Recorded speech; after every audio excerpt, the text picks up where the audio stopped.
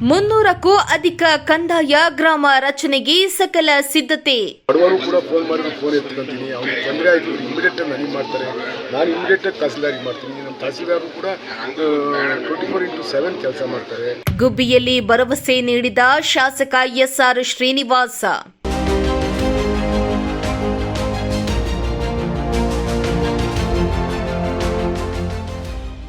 ಸರ್ಕಾರಿ ಜಮೀನು ಹಾಗೆಯೇ ಹಿಡುವಳಿ ಜಮೀನಿನಲ್ಲಿಯೂ ಸೃಷ್ಟಿಯಾಗಿದ್ದ ಮಜರೆ ಗ್ರಾಮಗಳನ್ನು ಕಂದಾಯ ಗ್ರಾಮವಾಗಿ ರಚನೆ ಮಾಡಲು ಕಂದಾಯ ಇಲಾಖೆಯ ಅಧಿಕಾರಿಗಳು ಮತ್ತು ಸಿಬ್ಬಂದಿಗಳು ಪಟ್ಟ 2 ತಿಂಗಳ ಶ್ರಮದ ಫಲವಾಗಿ 300ಕ್ಕೂ ಅಧಿಕ ಕಂದಾಯ ಗ್ರಾಮ ರಚನೆಯಾಗಲಿದೆ ಎಂದು ಶಾಸಕ ಎಸ್ಆರ್ ಶ್ರೀನಿವಾಸ್ ಗುಬ್ಬಿಯಲ್ಲಿ ತಿಳಿಸಿದರು. ಬಡವರು ಕೂಡ ಫೋನ್ ಮಾಡಿದ್ರೆ ಫೋನ್ ಎತ್ಕೊಂತೀನಿ, ಅವ್ರಿಗೆ ತೊಂದರೆ ಆಯಿತು ಇಮಿಡಿಯೇಟ್ ನನಗೆ ಮಾಡ್ತಾರೆ, ನಾನು ಇಮಿಡಿಯೇಟ್ ತಹಸೀಲ್ದಾರಿಗೆ ಮಾಡ್ತೀನಿ. ನಮ್ಮ ತಹಸೀಲ್ದಾರರು ಕೂಡ 24/7 ಕೆಲಸ ಮಾಡ್ತಾರೆ.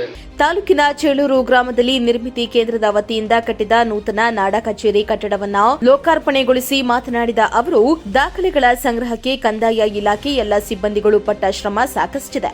ರೈತರು ದಾಖಲೆ ಒದಗಿಸುವಲ್ಲಿ ವಿಳಂಬ ಮಾಡಿದ್ರು. ಮಜರೆ ಗ್ರಾಮಗಳು, ಕಾಲೋನಿಗಳು ದಾಖಲೆ ಒದಗಿಸುವಲ್ಲಿ ಸಹಕಾರ ನೀಡಬೇಕು ಎಂದಿದ್ದಾರೆ. ನಮ್ಮಲ್ಲಿ ಆ ಥರ ಏನೂ ಇಲ್ಲ, ನಾವು ಅತ್ಯುತ್ತಮವಾಗಿ ಕೆಲಸ ಮಾಡ್ತಿರ್ತೀವಿ. ಒಬ್ಬ ಸಾಮಾನ್ಯ ಕಟ್ಟ ಕಡೆಯ ಬಡವರು ಕೂಡ ಫೋನ್ ಮಾಡಿದ್ರೆ ಫೋನ್ ಎತ್ಕೊಂತೀನಿ, ಅವ್ರಿಗೆ ತೊಂದರೆ ಆಯಿತು ಇಮಿಡಿಯೇಟ್ ನನಗೆ ಮಾಡ್ತಾರೆ, ನಾನು ಇಮಿಡಿಯೇಟ್ ತಹಸೀಲ್ದಾರಿಗೆ ಮಾಡ್ತೀನಿ. ನಮ್ಮ ತಹಸೀಲ್ದಾರರು ಕೂಡ 24/7 ಕೆಲಸ ಮಾಡ್ತಾರೆ. ಅವರು ಕೂಡ ಯಾವಾಗಲೂ ಟಚ್ ಆಗಿರ್ತಾರೆ. ಈ ತಾಲೂಕಿನಲ್ಲಿ ಯಾವುದೇ ಊರಲ್ಲಿ ಸಣ್ಣ ಇಮಿಡಿಯೇಟ್ ನಮ್ಮ ಗಮನಕ್ಕೂ ಬರ್ತದೆ, ಅವ್ರ ಗಮನಕ್ಕೂ ಬರ್ತದೆ. ಎಲ್ಲ ಅಧಿಕಾರಿಗಳು ನಮ್ಮಲ್ಲಿ ಬೇರೆ ಕಡೆ ಕಂಪ್ಯಾರಿಸನ್ ಮಾಡಿದ್ರೆ ನಮ್ಮ ಥರ ನೀಟಾಗಿ ವರ್ಕ್ ಮಾಡ್ತಾ ಇದ್ವಿ. ಈಗ ನೋಡಿ, ಕಂದಾಯ ಗ್ರಾಮ ಮಾಡಿದ್ರು, ಪ್ರತಿಯೊಂದು ಎಷ್ಟು ಗ್ರಾಮಗಳು ಉಳ್ಕೊಂಡಿದ್ವು ಅಷ್ಟು ಕೂಡ ಹುಡುಕಿ ಕಂದಾಯ ಗ್ರಾಮ ಮಾಡಿದ್ವಿ. ಕೆಲವೆಲ್ಲ ಹಿಡುವಳಿ ಲ್ಯಾಂಡಲ್ಲಿ ಮನೆಗಳು ಕಟ್ಕೊಂಡಿದ್ವು, ಅವ್ರಿಗೆ ಜೀವನದಲ್ಲಿ ಖಾತೆ ಆಗ್ತಿರ್ಲಿಲ್ಲ.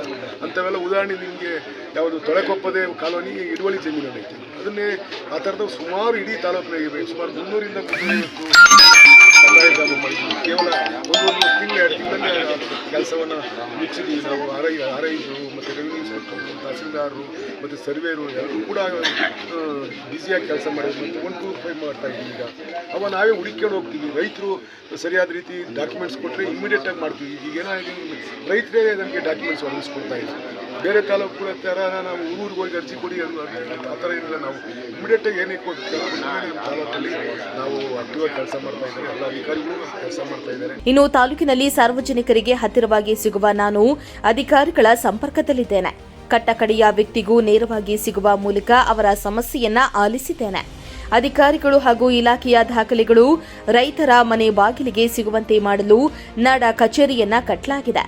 ಉಳಿದಂತೆ ಕಡಬ, ನಿಟ್ಟೂರು ಹಾಗೂ ಕಸಬಾ ಹೋಬಳಿಗೆ ಕಟ್ಟಡಕ್ಕೆ ಜಾಗವನ್ನ ಗುರುತಿಸಲಾಗಿದೆ.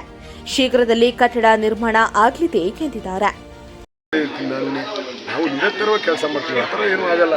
ವಸತಿ ಯೋಜನೆ ಬಗ್ಗೆ ಮಾತಾಡಿದ್ವಿ. ವಸತಿ ಯೋಜನೆ ಲಾಸ್ಟ್ 7 years 8 yearsಯಿಂದ ಸರ್ಕಾರನೇ ಯಾವುದು ಮನೆಗಳನ್ನ ಕೊಟ್ಟಿಲ್ಲ. ಅದರಿಂದ ಸ್ವಲ್ಪ ಗ್ರಾಮೀಣ ಪ್ರದೇಶದಲ್ಲಿ ಬಡವರಿಗೆ ತೊಂದರೆ ಆಗಿದೆ. ಅದನ್ನು ನಾನು ಜಮೀನವ್ರಿಗೆ ಹೇಳಿದ್ದೀನಿ, ಈ ಸರಿ 4,000 ಮನೆ ಕೊಡ್ತೀನಿ ಅಂದವರೇ, ಕೊಟ್ಟರೆ ಎಲ್ಲರಿಗೂ ತಲುಪಿಸ್ತಾರೆ. ಇನ್ನು ಇದೇ ಸಂದರ್ಭದಲ್ಲಿ ಶಾಸಕ ಎಸ್ಆರ್ ಶ್ರೀನಿವಾಸ್ ಮತ್ತು ತಹಸೀಲ್ದಾರ್ ಆರತಿ ಅವರನ್ನ ಸಿಬ್ಬಂದಿಗಳು ಸನ್ಮಾನಿಸಿ ಗೌರವಿಸಲಾಯಿತು.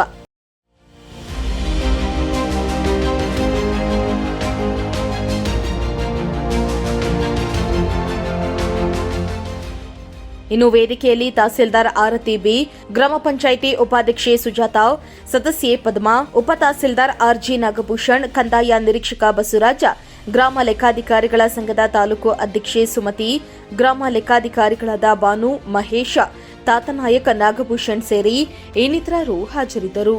ದೇವರಾಜು, ಪ್ರಜಾಶಕ್ತಿ ಟಿವಿ, ಗುಬ್ಬಿ.